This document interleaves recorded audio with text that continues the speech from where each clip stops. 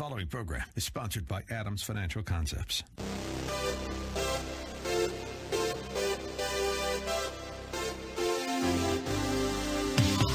Welcome to About Money, a different approach to investing you won't hear anywhere else.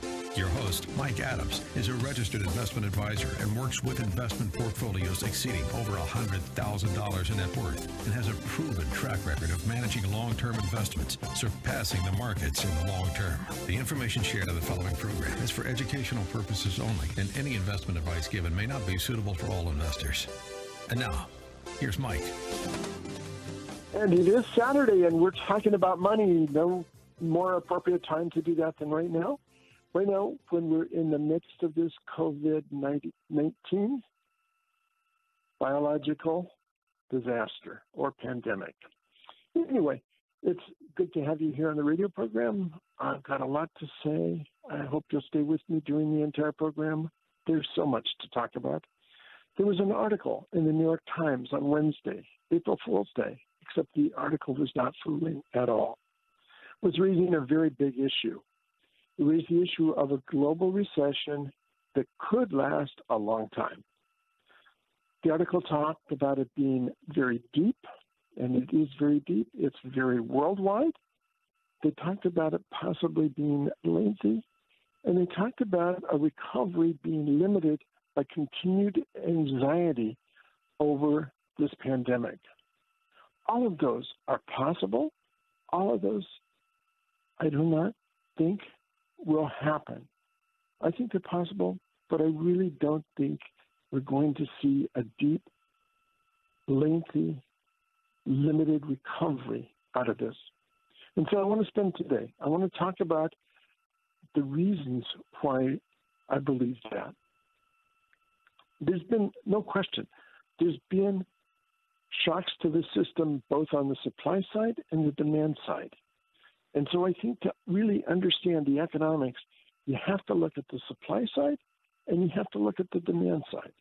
So I want to look first of all at the supply side. You know, a number of companies, a lot of companies have had their supply chain impacted. And when we talk about supply chain, we're talking about the materials they purchase to bring in to their manufacturing to make their manufactured products work. Most of those supply chains are international. I've used the example before, but Boeing, in order to make that Boeing passenger aircraft, they begin with a very surprising little thing. They begin with that little latch, or not even the latch. They begin with the movable part of the latch because that has to be in the language of the country where that plane is going to be going to. If it's going to Spain, it has to be in Spanish. If it's going to France, it has to be in French. If it's going to China, it has to be in Chinese. In Japan, it has to be in Japanese. So that little movable thing is where the whole production system begins. And that latch is generally made not in the U.S., it's made somewhere overseas. Then once they make that little movable part, that has to be stuck into the latch itself. And oftentimes where it's stuck, the movable part is in a different country from where the latch is made. And then when the movable part is in the latch, then that has to be shipped to a third place where you're making the door. And that's usually in a different country. And then the door has to be sent to a place where they assemble the lavatory. And then that has to be sent into a place where they put together the gallery and eventually into the fuselage of the aircraft. That's the process. And even if those things are made in the same country, they're very often made at different companies. So you can see the process just for that aircraft, for that one thing. And that doesn't count the seats and the windows and the carpets and the conveyor belts and the doors and the windows and the propellers, and, well, I guess not propellers anymore, the engines, the nacelles, the tails, and all those parts very often are generated somewhere else. Usually only the wings. The wings are usually the key part of the aircraft. Usually only the wings are made within the country, maybe the fuselage as well.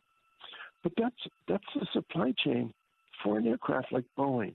And everywhere you go, companies have a supply chain that requires getting parts internationally. And so when you look about the shocks to the supply side, if one of those components cannot be made, or if they shut down a factory, for example, that's making the doors, if that factory is shut down because of the COVID-19 virus, that delays the entire production chain. And that's been happening. You know, in China, they shut down factories. And not only that, they shut down the factories and the control that. My son has a friend that he grew up with who has a business in Beijing, China.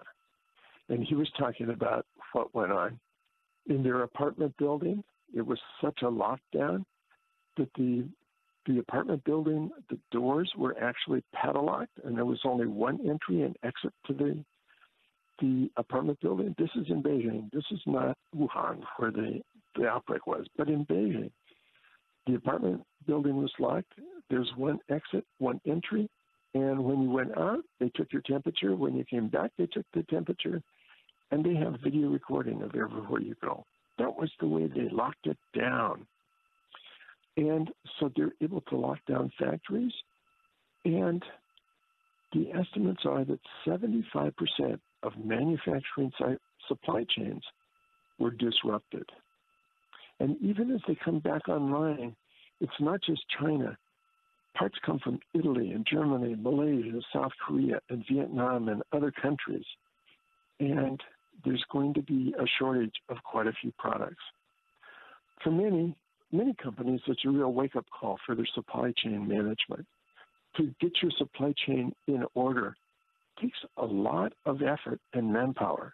And a lot of companies just didn't do it. They left it to their purchasing departments to take care of. And as these things shut down, companies are searching worldwide to replace it. We talk about the lack of PPE equipment, but it's not just that where there's shortages. It's in a lot of everyday products. All of that is happening on the supply side. And if you go back and look, it's not just beginning at this point. Supply chains have been in process for a long time. Between 1990 and 2010, it was a rapid time of globalization. Commerce soared. The cost of shipping goods from overseas fell dramatically, whether you were shipping by plane, whether you were shipping by ship, whether you were doing it by rail, by truck. The cost of shipping fell dramatically. Telephone calls became cheaper. Telephone calls within the United States, telephone calls overseas. So telephone calls and data transmission cut dramatically. Tariffs were cut. And finances were liberalized. Firms, because of that, set up around the world. They set up their manufacturing spots, but they also set up their supply chains around the world. And for shoppers, it was really good because we got goods from all over the world. People invested in international stocks and all seemed good. That started to change, not with COVID-19, but it really started to change with the Great Recession. Because as we became a service economy, The Economist, The Point magazine from a year ago pointed out, as we become a service company, you can ship scissors overseas, but you can't ship hairstylists. As we become more and more a service economy, supply chains began to retreat. And you had a geopolitical rivalry that was beginning to grip technology. 20% of the world's stock markets are based on technology or are technology companies, 20% of the world's stock markets. And you began to get a rivalry going on between those companies. And During this period of time, since the Great Recession, firms and investors were not treated equally. They were treated differently depending upon their nationality. All that was happening prior to COVID-19. The rules on privacy and data and espionage were changing dramatically. Tax systems were being bent to political ends. For example, even in the United States, the tax cut from 2017 set up favorable rules for companies to move their cash back to the U.S. And we weren't alone. Everybody was doing that. Cross-border investment was shrank 20% in 2018. China, for example, cut their U.S. and European investments by 73% in 2018. All that was going on even before COVID-19. COVID-19, however, accelerated that whole thing. And it's a disruption in the short term, but what will happen is companies will begin to search for it and will begin to build national supply chains. It will create investment. It'll create jobs. It'll create commerce. And that's the supply side analysis. Yes, it's disrupted right now. It's being disrupted, but we're going through a process where that's going to create additional investments. It's going to create additional jobs. It's going to create additional commerce, and a lot of that is coming back to the United States. That's supply side. How long? I don't think that long, because the stimulus package, which we'll talk about later, is going to help that along. Don't go away, because I want to talk about the demand side, too. I have to talk about demand as well as supply. We'll be coming to commercial break. Don't go away. We're going to talk about demand. About Money with Mike Adams on AM 1590, The Answer. For more information, click on Adams Financial Concepts. About Money with Mike Adams on AM 1590, The Answer. For more information, click on adamsfinancialconcepts.com. So I've been talking about the supply side, and I want to talk about the demand side, because I believe that supply side will begin to come in through to focus. Supplies will start to be available again, and it will begin to create some commerce within the United States as companies figure out their supply chain and where they're going to get their supplies and how they're going to get their supplies. And a lot of that's going to create additional investment in the U.S., additional demand in the U.S. for the supply side part of the business. But the question is demand, because that's really what we're facing right now. There's been a dramatic drop in the inventory, no question about that. There's a huge drop. Businesses have been shut down. We're stay at home. And even as we do this broadcast, I'm sitting in the kitchen at home in front of my 3 computers doing this radio broadcast remotely. And our guest today is also remote. So it's been a tremendous difference. So what about demand? We're going to see a significant drop-off in demand. And on that side, the U.S. government has stepped in with a $2.2 trillion stimulus, the CARES Act, the U.S. CARES Act. And what does that involve? Let me break it down for you. There's going to be cash payments, unemployment checks, small business loans, and major loans to businesses, and some grants to some major industries. So what the cash payments do, if you look at the cash payments, that $1,200 that's going out, 23.4% is going to go to people who are still working in the lowest paid jobs, the lowest 20%, people making $25,300 or less. And what that does in those jobs, that's going to add, it's going to give them a raise of an average of 10.8%. So if the economy was rolling completely along normally, they would receive 10.8% more than they would receive just from their paychecks.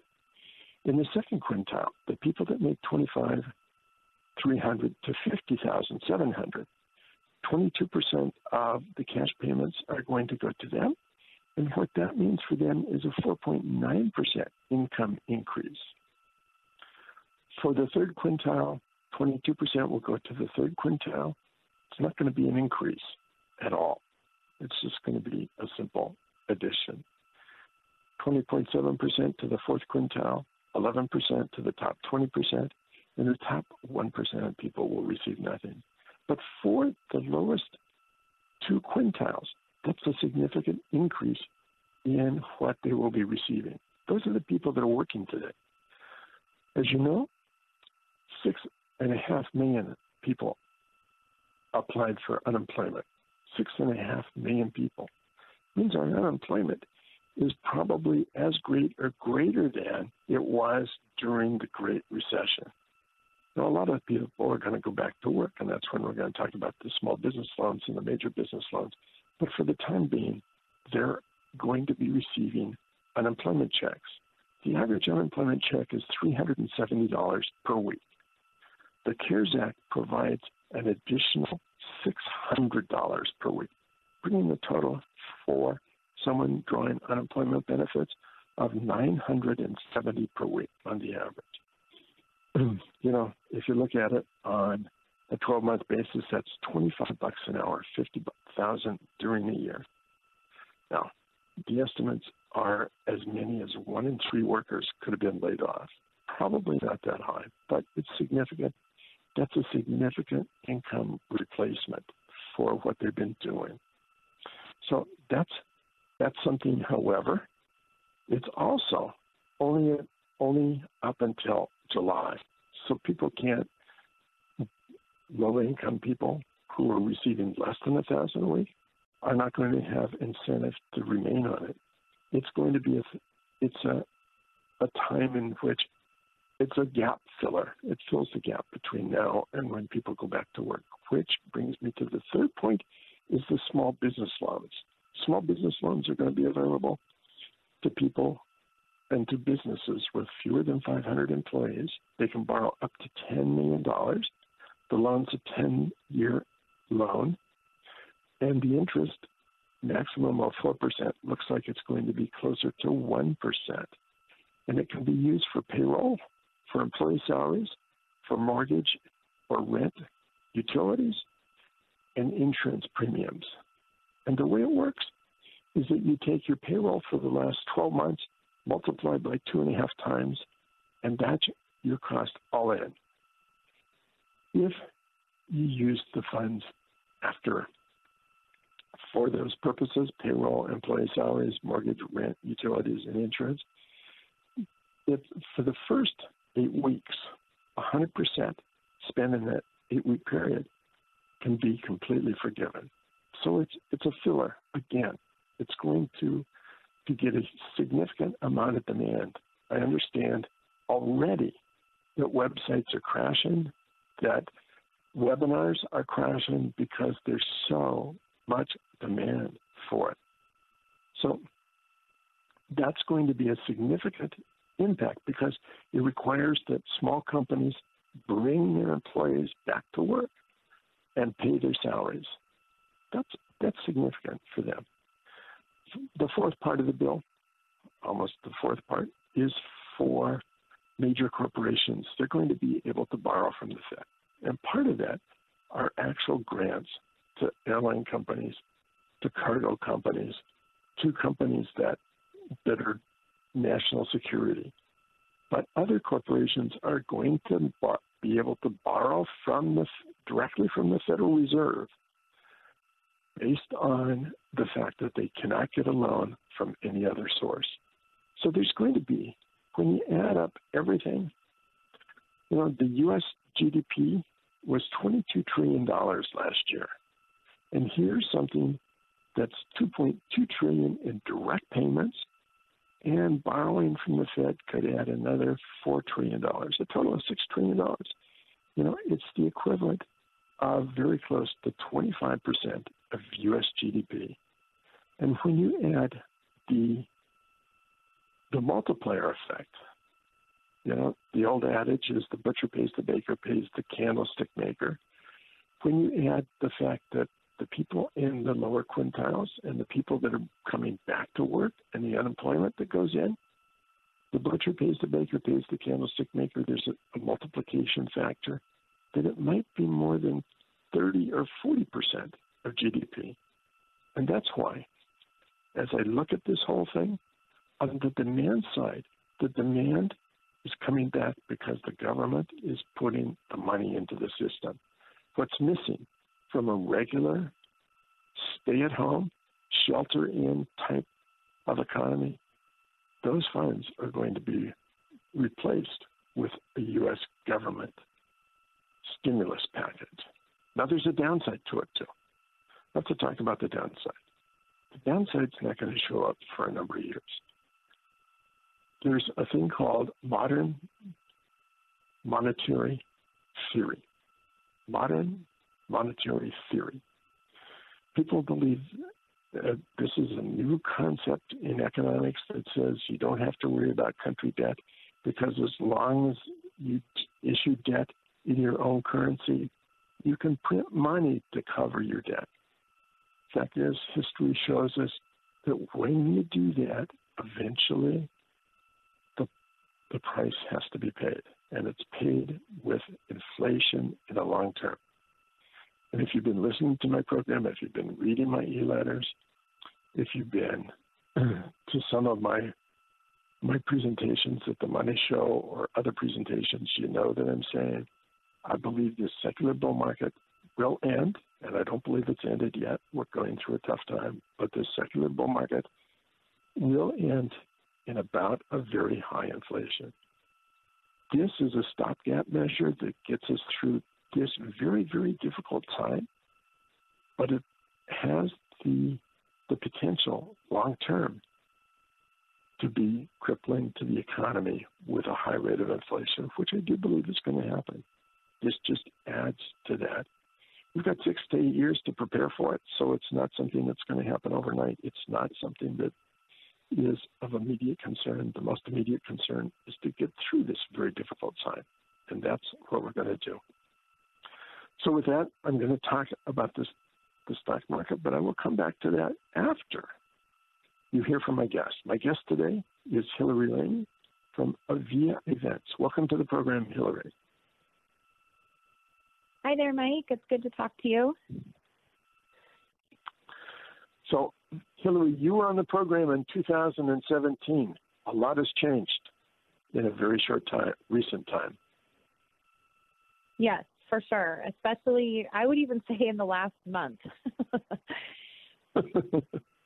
So, first of all, let's talk about your background, and then we're going to talk about Avia Events and how things have changed. So talk about your background first. Yeah, sure. I'm in the event industry. Avia Events is a event technology company. I started working in this industry about 16 years ago now.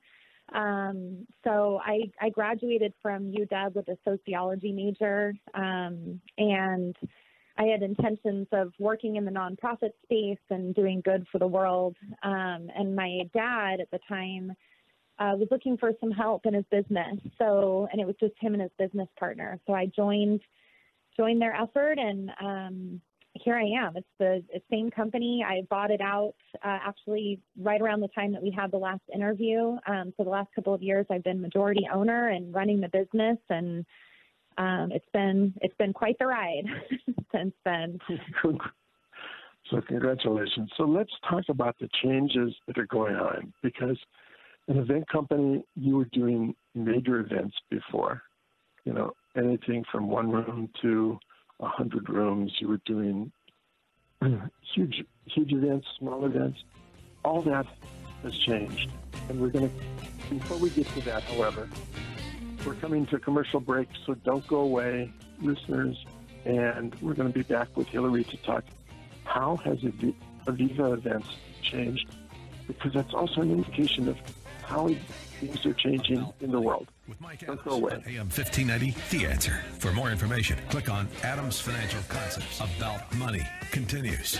Remember the website, adamsfinancialconcepts.com. Here's Mike. So I'm here talking with Hillary Laney of Avia Events. So let's talk about how things have changed in the last month. Well, with everything shifting due to COVID-19 in terms of people being able to gather in large groups, right around late January, early February in our industry, and they started either getting postponed or canceled completely. And so it's, in fact, I just looked at this internal list that I've got from one of our industry leaders, and it's up to 375 events globally that have been canceled thus far, which is a lot. It is a lot. Yeah, so it's having an impact on our industry as a whole, being an event professional. It's having an impact on my business, especially because we happen to do virtual events. So we're getting a lot of inquiries and questions about how we can help and what this means for events in the future. So that's really been our focus over the past 2 months, is helping answer questions, helping strategize, come up with innovative solutions to translate that event experience into a virtual one for audiences that in most cases have never experienced it before. So when we talk about some of the events, I mean, in the past, you've had presentations, you've had seminars. I believe that a lot of that is going to change. It's not going to go back to the way it was necessarily, because the social distancing is going to have an impact for some time, 6 months, a year, 2 years. So the virtual type of events, talk about some of those and what you're seeing on that space and how that works. Yeah, so, it's interesting. I think right now it's still in its infant stages in terms of the wide scale clientele that we're looking at. I think in the past, what our business has been focused on for so many years is more of the hybrid experience where we've been at the event, so there's still a physical presence, and capturing that content and live streaming and building a virtual experience for those who cannot attend for whatever reason.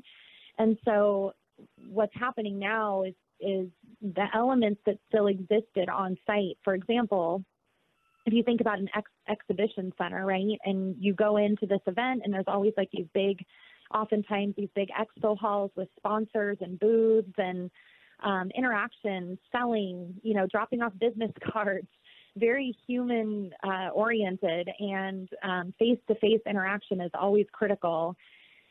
Translating that into the virtual world there's not a lot of solutions out there. There are a few, but to have them used to the degree that they are right now is been unheard of. It just hasn't been sort of top of mind for people until recently.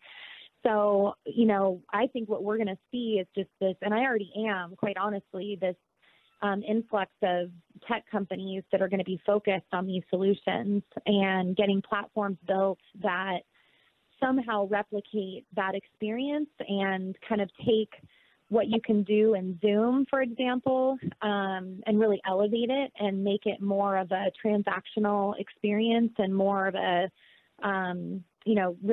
really kind of hitting into the sales and marketing and networking side of things, because in those cases, you're dealing with people you've never met before, versus typically in a Zoom video conference type environment, that's kind of one-on-one. Even if you can fit up to 50 people, it's typically a team of people or people have interacted with one another before. So I think you're going to see a new set of technologies that are going to be coming out that are going to help solve a lot of those challenges and the needs that people have. And in many ways, it's going to open up the market to the long distance, just as the internet itself created a flat world. It's going to create a flat world for virtual meetings, won't it?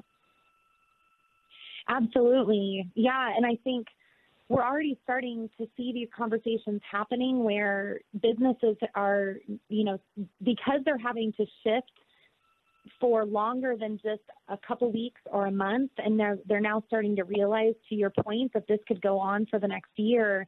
The strategies are shifting. They're looking at that and saying, okay, well, if that's really what it's going to be, then we have to make some concrete decisions about that longer period of time, which means they're going to be more willing to invest, both financially and also from a training perspective, and getting their teams, to a place where they're more comfortable operating in that environment.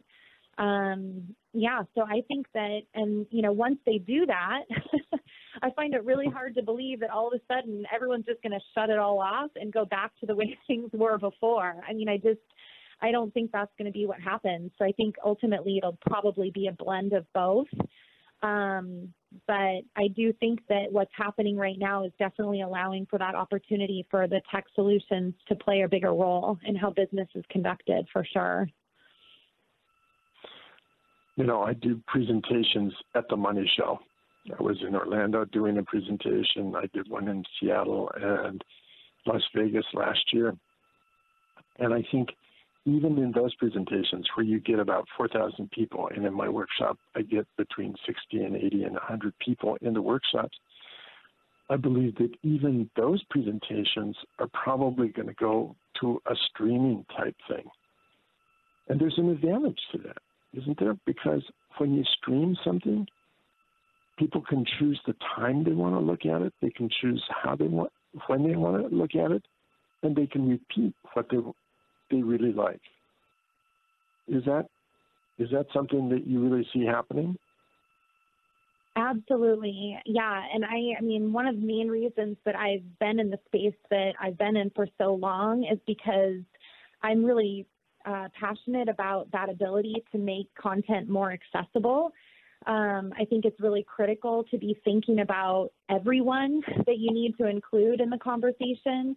And I think that it's always been important. And I'm excited to see what comes from this, because I think that it is going to open those doors, and it's going to allow organizations and people like yourself to reach a broader audience, because there's going to be more of an appetite for it as well. I mean, I think, the average viewer, consumer is also kind of moving in that direction and more willing to receive their information and their content that way. And, that's just going to continue to evolve into almost an expectation, I would think. So, from where I sit, I think these are exciting times, and I think it's really cool to see how these technologies are going to help facilitate all of that and help businesses ultimately grow once we kind of get over this hurdle. But I think ultimately it could mean really good things for businesses and people, quite frankly. So let's talk about the process that you would use. The beginning point used to be to strategize. How does that work in the virtual network? Yeah, so, it's really, in the very beginning, what we really encourage people to do, especially today, is think about their long-term goals for their audience. So it all comes down to who are you trying to speak to? And really understanding that demographic, the same way that you would think about it for an in-person event or an in-person seminar or presentation. Step number one is to always think about who are you talking to and what problem are you trying to help them solve. And, when you can start there and start to really think about where they are located, what language do they speak, are they familiar and comfortable with technology, or is this going to be an entirely new experience for them? Are they looking to be educated, or are they looking to buy something? All of these different questions and elements that you need to think about. It's understanding that first, because I can tell you that there is a technology solution out there for everything. So the technology piece should come later. It's all about defining those goals and who that audience is and how you want to reach them. And then you can start talking to suppliers and experts and, suppliers in the space about, okay, so this is what it is. Now what do I do? What technology is going to be best for me? Is it just a web conferencing solution like Zoom?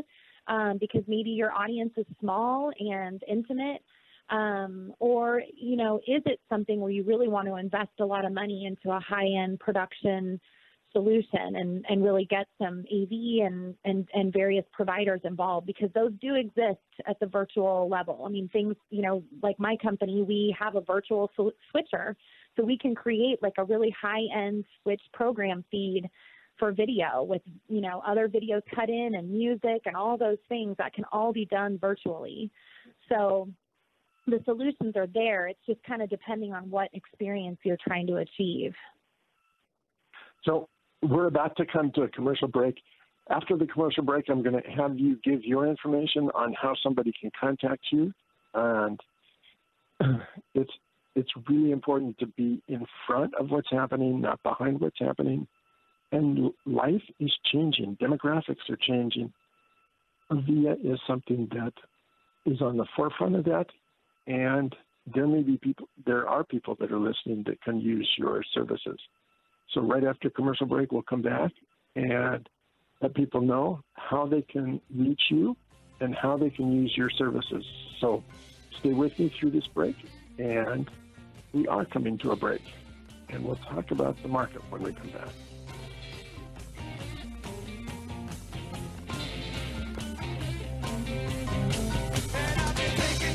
About Money with Mike Adams on AM 1590, The Answer. For more information, click on Adams Financial Concepts. About Money with Mike Adams on AM 1590, The Answer. For more information, click on adamsfinancialconcepts.com. So, coming back to this, part of this program is focused on giving you, the listener, insight into what's happening so you're ahead of the curve instead of behind the curve. And my guest today, Hillary Laney of VIA Events, is really at the forefront of what's going to be happening and changing in this. So I want to close her interview out with Hillary giving you her contact information. And so, Hillary, go ahead. Yeah, so you can reach me. The easiest is via email. My email address is Hillary, HILARY .Laney, LANEY, at EVIA, EVIA.events. You can also just, our website has pretty much everything you would need. We've got a resources page on there that's really helpful right now, that we're posting a lot of documents about how to handle a lot of things related to COVID-19 and everything else. So evia.events is the website, and then we're on all the social channels as well. So, yeah, reach out anytime. That's perfect. Thanks for being on the program. You are on the forefront of what's beginning to happen. So thanks, Hillary. Absolutely. Thank you, Mike. So I want to shift, and I want to talk. I've been talking about this for weeks. Edward Renshaw of the University of New York at Albany looked at the time period between 1872 and 1990 and found 42 times the market dove 5% to 40%. That's 42 times since the Civil War. 29 of those times happened during a recession or depression, 13 times during good economic times. Think of 1987 and 1989, 1990, and 2020. This has been a good economic time up until the pandemic. And whether it was either good times or recession, depression times, the recovery has been simple. Or similar. Not simple. Similar is what I meant to say. It takes about 3 months for the economy to recover about 1/3 of what it's lost. Sadly, for me, predicting the bottom of the market is difficult because it takes about 90 days after the bottom of the market to say the market really did bottom. I believe there's a very, very high probability that we've already seen the bottom in the market, and we're seeing a positive move up forward because of the U.S. CARES Act, which I described earlier in the program. But after that first 1/3, it can take up to 12 months or so for the economy to recover and reach new highs. It takes a little more time in recessions than it does in good times. In 1987, a good time, the market was down 37%. It did a complete recovery in 9.9 months. In less than 10 months, the market completely recovered what it lost. 23% of that came in, it went on to go up another 23% in the next 12 months and another 25% 2 years later. If you look at 1990, the market was down 13%. It recovered that in 3 months and 29% higher. In 12 months, it was 5.6% higher than the 29% after 2 years. So during good economic times, the recoveries tend to be faster, but it tends to be, whether good or bad times, about a third recovery. Even looking at 2008, the Dow recovered in 3 months, went from 6,600 to 9,100 in 3 months. The Standard & Poor's, which had fallen from 1,545 to 735, took 3 months to get back to 1,000, recovering a third. Now, there's no guarantee, but the chances are that's where things are going. But it's also a time in which the economy is going to change. You heard Hillary talk about how the economy is changing in terms of events. Instead of in-person events, things are going virtual. But think about the economy. The economy was already significantly changing before we went into this. Think about the sharing economy. You know, the two biggest taxi firms in the world own not a single taxi. The largest hotel chain in the world did not own a single hotel. The largest media company did not own any content. That's Uber and Lyft for the taxi company, Airbnb for the hotel company, and Facebook for the media company. No one foresaw that 15 years ago. And there will be new industries born out of this. There's going to be some old industries that are transformed, but new industries are going to rise up. Richard Foster was the first one to do this study. Richard Foster revealed. He said that companies in the Standard & Poor's in 1920 had an average life of 70 years. And I've talked about this before. Currently, it's 15 years, and maybe that's going to be even shorter. A number of studies are showing now that 31% of the Standard & Poor's are at risk of being companies that die. InnoSight is a research company. They said that 50% of the Standard & Poor's 500 companies are facing creative destruction. And that's going to have a significant impact. There's been this whole philosophy of investing in index funds. And the index funds can get a better return than trying to switch back and forth. But when you have index funds, when you have a number of duds in the index funds, companies that are dying, as well as companies that are doing well, index funds are going to trail. They're not going to do as well as active managers. I believe that the active manager of funds are going to rise again. The active managers of hedge funds are going to rise again. I believe it's a time in which things are going to accelerate. I often use the example of 1966 blue chip companies, the safest of the safe, the safest of the very safe, the bluest of the blue chips, the Dow stocks, Anaconda Copper, American Can, American Tobacco, Bethlehem Steel, Chrysler, General Foods, Goodyear, Johns Manville, Owens, Illinois, Swift & Company, Sears, Texas Corp, U.S. Carbide, U.S. Steel, Westinghouse Electric, and Woolworth. You know, most of those companies are either gone, bankrupt, or dissolved and out of the Dow. The new companies, the Walmarts, the Microsofts, the Intels, the Home Depots, the Ciscos, the Qualcomms, the Costcos, those companies are companies that did not exist in 1966. We're seeing a rapid change, and it's important to be ahead of the curve instead of behind the curve.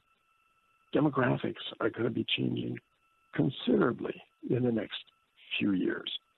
Technology is going to change considerably. That's going to impact investments. It's important to be ahead of the curve instead of behind the curve. I keep saying that on this program, but it's going to be even more important as we go forward out of the COVID-19 pandemic.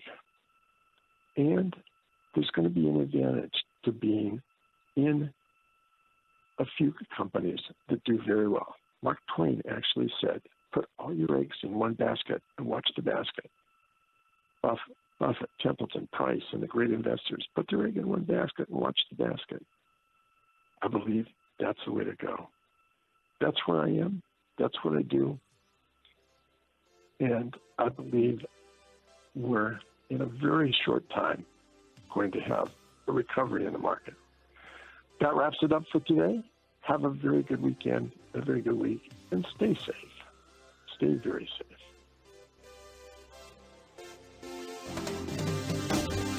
You've been listening to About Money with Mike Adams, a registered investment advisor. If you'd like more information about what you heard today, or about Mike's investment philosophy and strategy, or if you'd like Mike to evaluate your own portfolio, click on adamsfinancialconcepts.com. That's adamsfinancialconcepts.com. The information shared on the preceding program was for educational purposes only, and any investment advice given may not be suitable for all investors. Join us again next Saturday at noon for more About Money with Mike Adams here on AM 1590. The Answer. The preceding program was sponsored by Adams Financial Concepts.